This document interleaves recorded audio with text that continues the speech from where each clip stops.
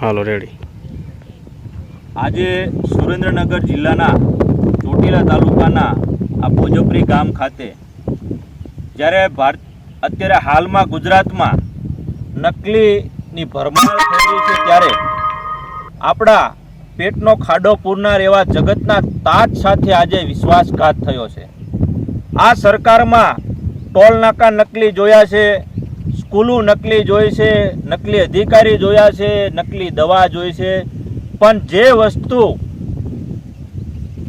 જગતનો તાત ખેડૂત ને જેને પાયાની જરૂર કહેવાય પાક ખાતર પણ આજે ડુપ્લિકેટ આ એરિયામાં આવી ગયા છે। સરકાર ઊંઘતી હોય એવું લાગી રહ્યું છે અને સરકારના ઊંઘના કારણે અત્યારે ખેડૂતને રાતા પાણીએ રોવાનો વારો આવ્યો છે। ત્યારે અમે અહીંયા ચોટીલા તાલુકાના મહીદડ ગામ ભોજપરી ગામ ખાતે આવ્યા ત્યારે અહીંયા ગામ લોકોએ ચેમ્પિયન એગ્રો ઇન્ડસ્ટ્રીઝ કંપનીના નામનું આ ખાતર અહીંયા લીધેલું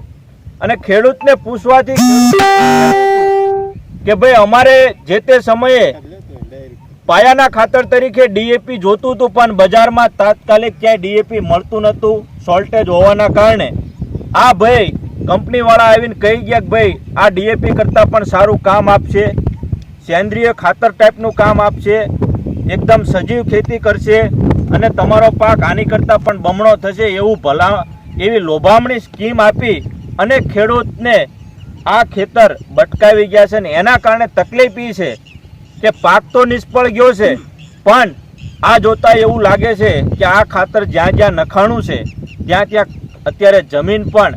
હવે રાસાયણિક ખાતરથી એકદમ પડતર રહી થઈ ગઈ છે અને એવી કેમિકલી યુક્ત થઈ ગઈ છે કે બીજો કોઈ પણ પાક વાવે તો થતું નથી। તો અમારી લાગણી અને માંગણી છે કે આ ખાતરના ભોગ બનનાર ખેડૂતને ઓછામાં ઓછા 1 એકરે 150 મણ કપાસ થતો હોય પણ આ ડુપ્લિકેટ ખાતરના કારણે એમનું વર્ષ ફેલ જાય એવું છે। તો સરકાર દ્વારા